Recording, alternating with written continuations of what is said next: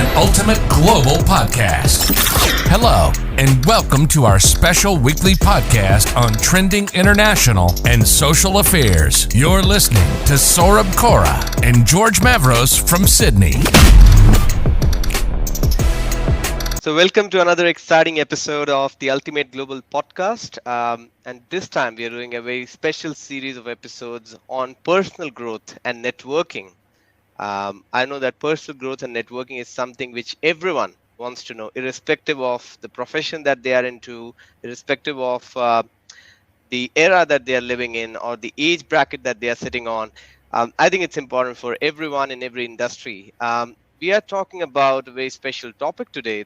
It's on the power of reading 100 books. So we are joined with a very, very special person, Mohit Rau from Adelaide. He's a project support officer at the Office for Recreation, Sport and Racing in South Australia. Um, and he's on a mission to read 100 books. Until now, he has already read 60 different books. And I think this is something very exciting.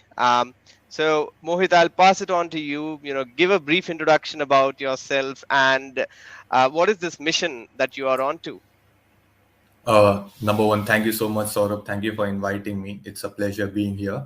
I guess no one has ever invited me on a podcast so that I can speak about books, and I've always been really enthusiastic about talking about books in general.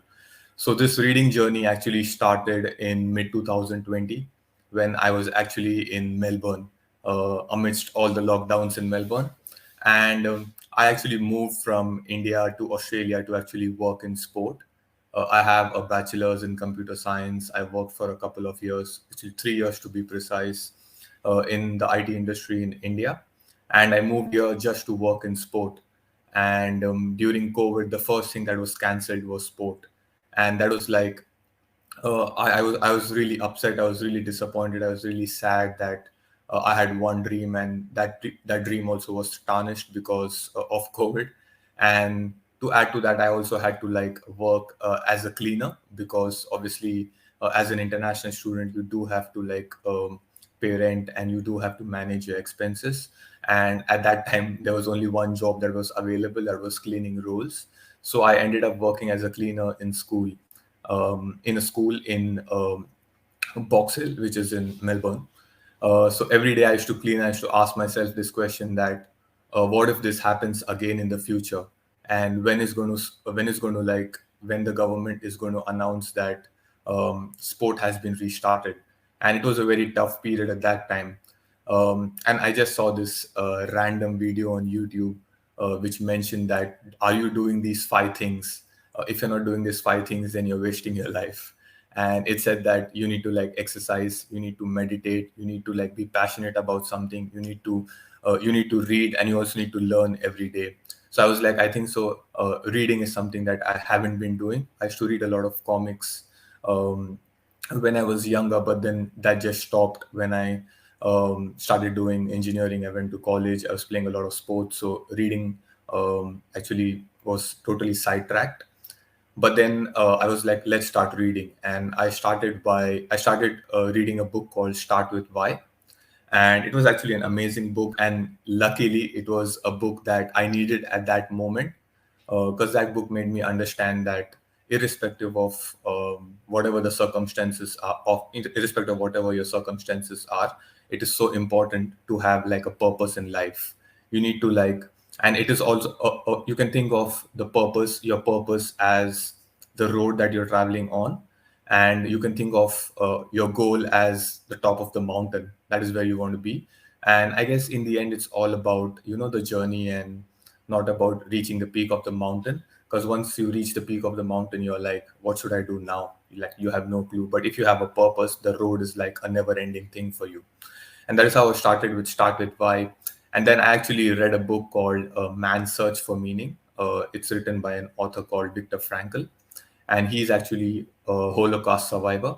He spent at least 5 years, I guess, in the concentration camps um, in Poland. And he wrote a book called Man's Search for Meaning, and that was an amazing book.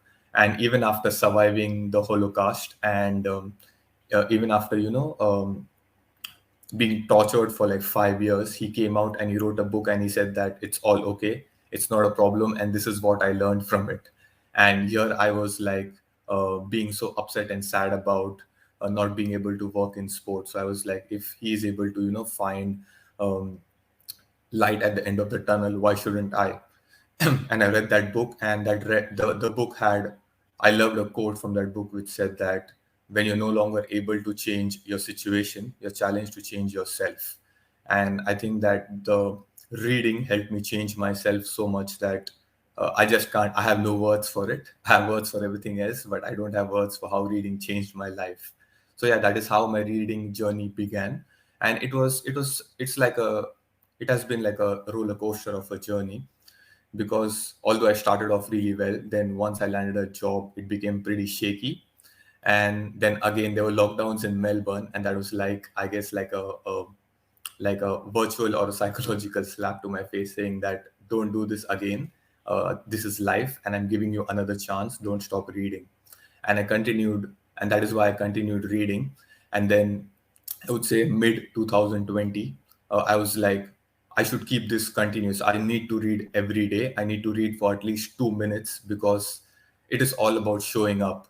It has never happened that you go to the gym for 2 minutes and you come back and you say that, that's done. I'm not going to be working out for more than 2 minutes. It's all about showing up, because if you show up, you're going to be doing that at least for 20 to 30 minutes. And that is how my reading journey began. And then I was like, all our lives we are taught what to read and we are taught why to read, but we're never taught how to read. And I guess the last time that I was ever taught to read was when I was 6 or 7 years old. And that is what we call organic learners. That is because we are children and we learn so fast. That is why everything is so organic to us. And then I did a reading course that lasted for 7 days. And that is how I actually learned how to read faster, how to comprehend better, how to have more focus with the books that you're reading. Yeah, so that is in short my reading journey. Oh, absolutely. And I think this is amazing the way you have put forward that you need consistency in everything.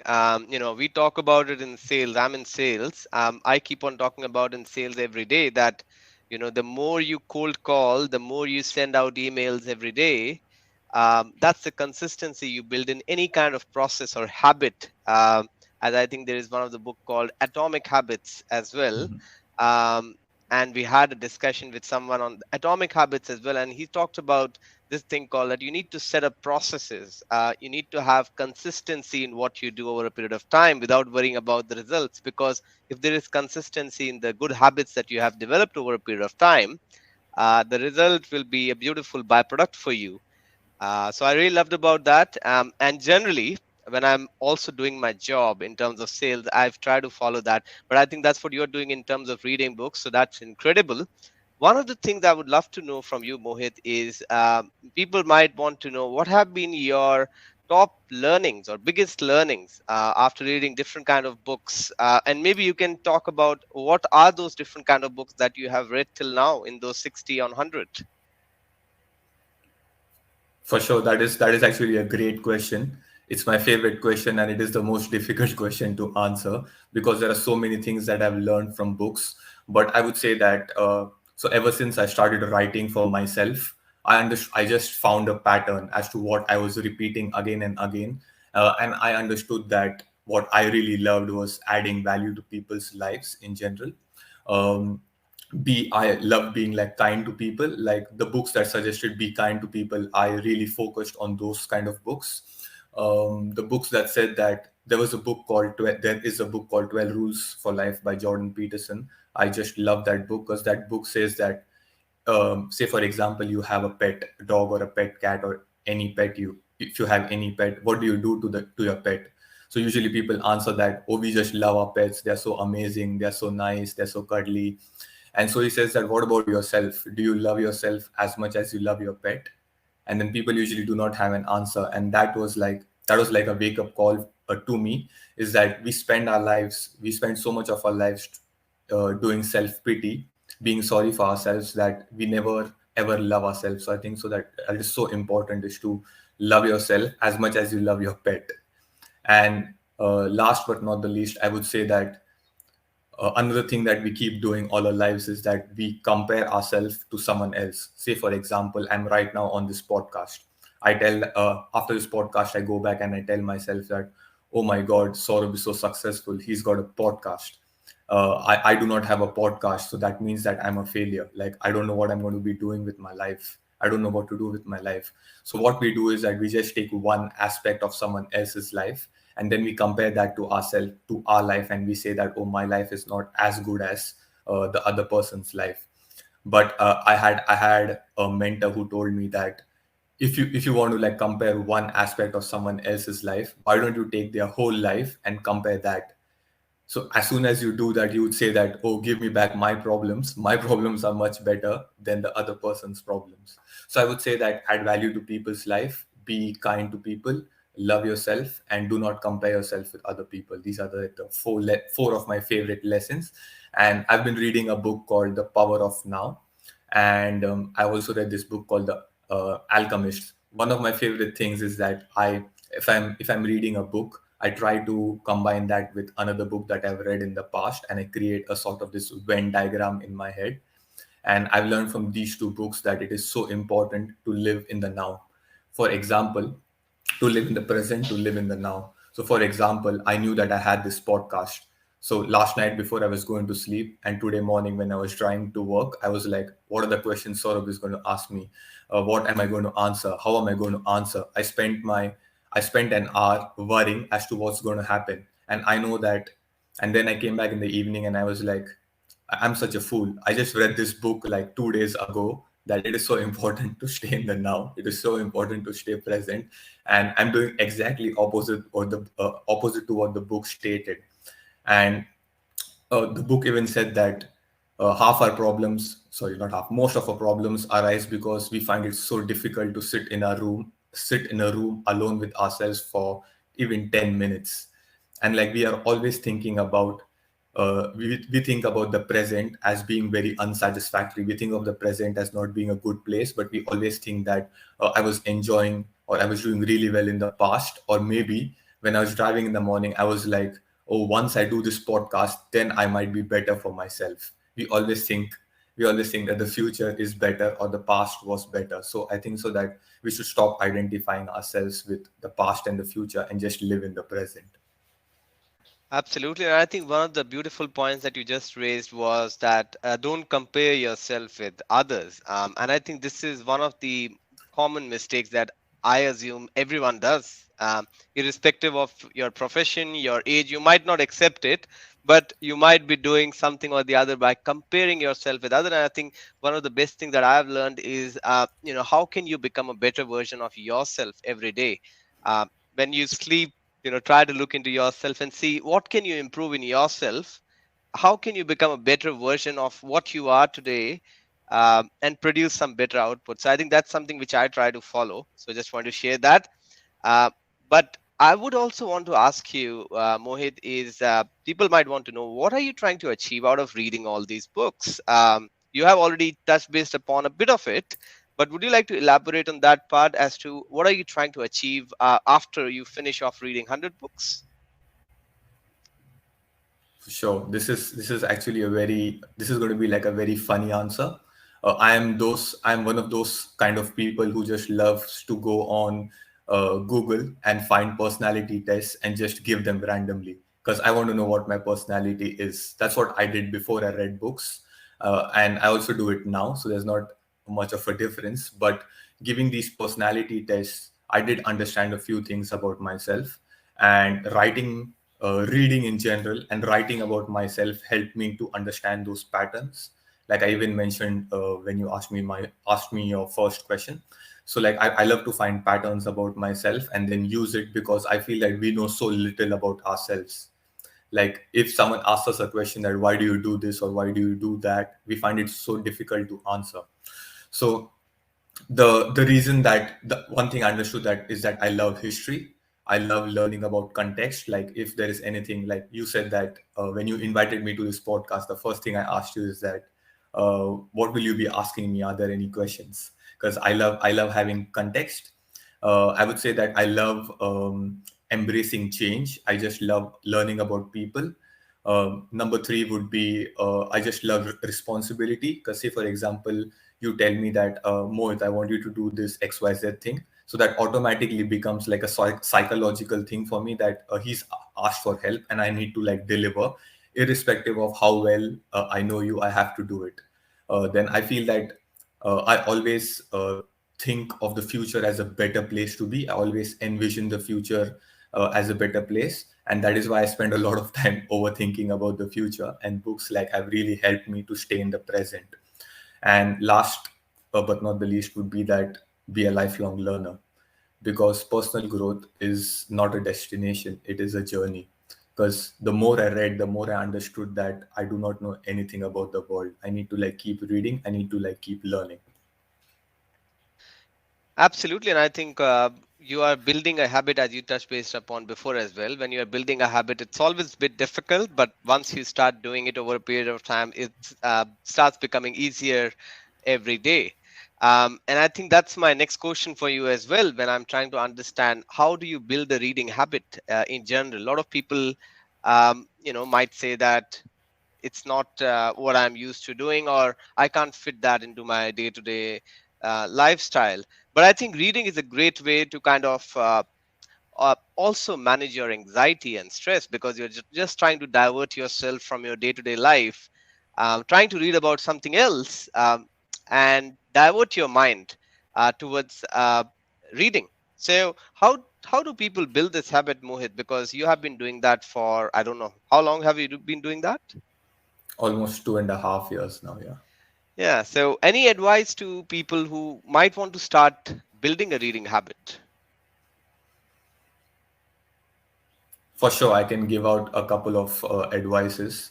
And I guess as far as advice is concerned, I would say that advice is like strictly subjective. It can change from person to person.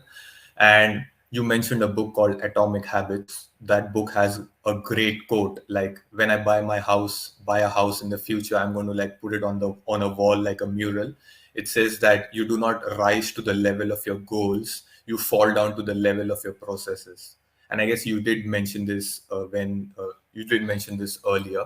So it is like it is so important to have processes in place, because once you have those processes in place, you will achieve your goal pretty easily. And sometimes you might not even know that you achieved your goal because you were so heavily focused on just the process in general. So like number one, I would say is that schedule your time and make it very very specific. Like I know that when I get up in the morning, 7 o'clock to 7:45 is my reading time. But how do I set it up? Say for example, I do yoga from 6:30 to 6:30 a.m. to 7 a.m. So and I know that yoga is easy for me. This is just an example. Yoga is really easy for me, but reading is really tough. I find it very difficult. And so what I do is that you can use a sandwich method and make it very specific. Put this in your calendar or write it down on the wall, like make it very very specific that after I do yoga from 6:30 a.m. to 7 a.m., I will start reading from 7 a.m. to 7:45 a.m., and then from 7:45 a.m. to 8:15 a.m. I will write. When you make it very specific, you give, and if say for example reading is not your strength and you want to do it, so try to sandwich it between two good habits that you already have, so it becomes very very easy. And one more thing, I guess I would like to say is that use a visual pacer. So usually what happens is that when we look at a book, when we open a book in front of ourselves, it's like there are so many words out there that we easily lose our focus, because in front of our whatever we see, like there's a really big peripheral in front of us, so we our eyes do not know where to focus. But then because of hand-eye coordination, evolution, biology, and how our brain works, if you like literally point to if you point to any spot on the book, that is where your eyes will focus, and then you can read better. A lot of and number three would be that many people listen to music while they're reading, but not to metal or rock music. It needs to be like instrumental or classical, or Bach music, which is BACH. I think so, something that is around 60 beats per minute. And that really helps you focus, because sometimes what happens is that although you're reading, So say for example, I was reading in the morning again. I would say that I was reading and I was like, oh, I have this podcast in the evening. What should I do? Then my mind goes over there. It just jumps to that place. And although I have the book in my hand, it is like I'm thinking about something else. So the music allows me to like come back over there. And you can also have like a distraction journal. So I usually use a distraction journal. So say for example, I started thinking about the podcast. So then I started writing down in my distraction journal that, oh, this is what I'm thinking. This is what I'm doing, and I shouldn't be doing this or I should be doing that. And I just leave it as is. So as soon as you put pen on paper, those thoughts are now on paper and it's out of your head, because our head is like a hard disk, a hard disk that never depletes. You can just keep adding information, you can keep thinking about stuff that's never going to happen, and let your imagination run wild. So these are the four methods that probably people can use to read better. Oh, wonderful. I think these are really useful tips. A lot of the times we are just focused on listening to music more rather than reading. And I think this is the same stuff when, we used to prepare for the exams, back in India. People used to say you can listen to music and prepare for the exams. I was not the person who would do that. I would either listen to the music or prepare for the exams. Doing both the things together means that I'm not focusing on either of them. So I think that's a really good point that you have mentioned. One last question before I leave you for today is any specific books out of those 60 that you would be recommending to the people? Any specific book names that you want to tell that people should definitely read? Again, book recommendations are like very subjective, because uh, I'll give you an example. Like when I read my first 2 3 books, I was like, these books are so amazing, I need to tell people. It's like you telling me that, Mohit, stop working in sport, it doesn't make any sense, sales is the best. You should start working in sales from tomorrow, it's the best thing. And what happens when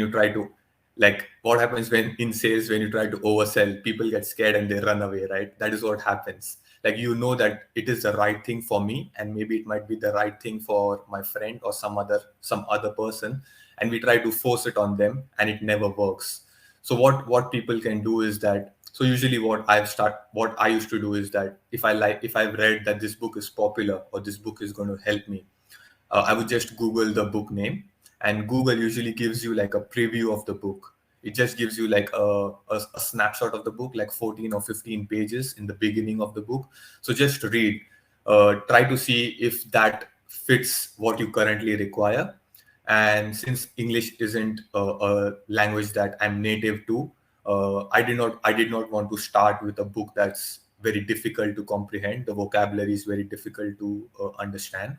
So I just went for a very simple book. So it was just coincidence that I opened Start With Why, and it was pretty simple to understand. And he talks about the company Apple a lot. So I really liked that book in general.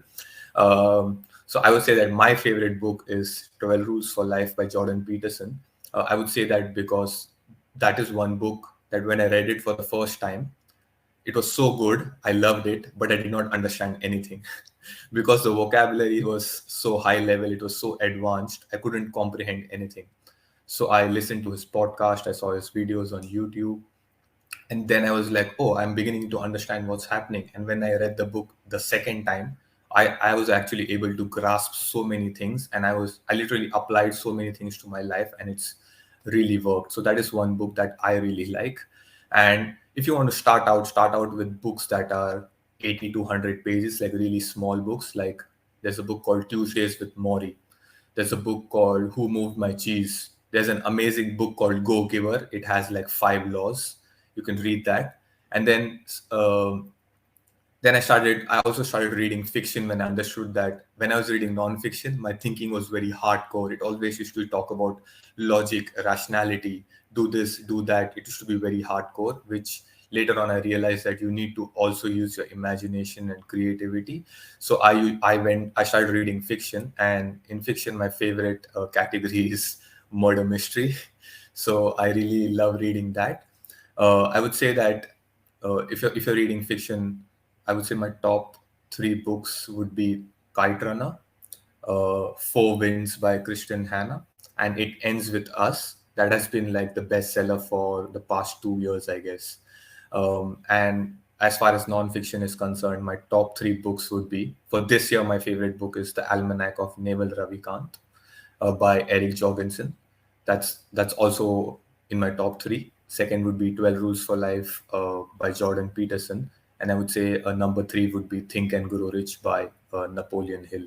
And I guess I always tell people that just feel free to, message me and ask me for book recommendations. I'm more than happy to help. And although it is very, very subjective and you might hate me after the recommendation, I would still like to, give it a go. Of course. I think those are really good recommendations, Mohit. I also see that you are posting a lot of different stuff on LinkedIn. I think that's a good way for you to build your personal brand through the things that you are doing. I think that's a wonderful way that you are kind of nurturing yourself on LinkedIn as well, where you're trying to showcase to your network what you are doing. How has been your LinkedIn experience so far, while you have started posting about reading books to your audience? It has been really good. Like I actually started writing on LinkedIn with no expectation, because last year I was going to start doing this last year, but then I got scared that people might judge me and I stopped. I didn't go ahead with it. But then I started writing about myself. I've been writing about myself for the past 1 year, and I was like, I have so much content over here. Why not just share it with the world? Because I guess everyone has a unique story. And if you keep sharing stuff, say for example, if I've shared 50 posts up till now, there might be like one post that might have like resonated really well with you. And I guess the reason we both are talking here today is that maybe you liked a post of mine, or you commented on a post, or you read a post and you applied it to your life and you like it worked out for you. So that is why I started writing on LinkedIn. And I actually read this year, I've read 2 to 3 books on creativity and imagination. And most of the authors just say one thing: write it and put it out there for the world to judge. Treat it like your child who is 18-year-old now, is an 18-year-old now. Just let them be, leave it as is. And don't identify yourself with the post that you're putting out. Just leave it. Thank you so much, Mohit. I really appreciate that. And I also appreciate you taking part in this podcast episode. I have definitely invited a lot of podcast speakers in the last 1 year. As I already told you, that I've invited around 70 different speakers from 13 different countries in this podcast, and I've been interviewing a lot of people. So quite similar to you, I have been doing a slightly different thing. You're on a mission to read 100 books. I'm on a mission to invite 500 different speakers on this podcast. And I have met so many different kinds of people, and I think it has been really great to talk to you and learn something new from you in terms of what you are doing. So kudos to you, and may you have more power to do that in the coming days. And I will be definitely recommending anyone who wants to know different kind of books to Mohit from Adelaide. And that's it for this podcast, and I hope to see you again, maybe in person. That is so good. Thank you for your kind words. Thank you for inviting me on this podcast, and thank you for making me a part of your meeting 100 people journey. Thank you so much. Thank you so much.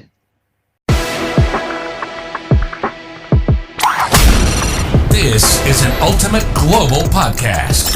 Hello, and welcome to our special weekly podcast on trending international and social affairs. You're listening to Saurabh Kora and George Mavros from Sydney.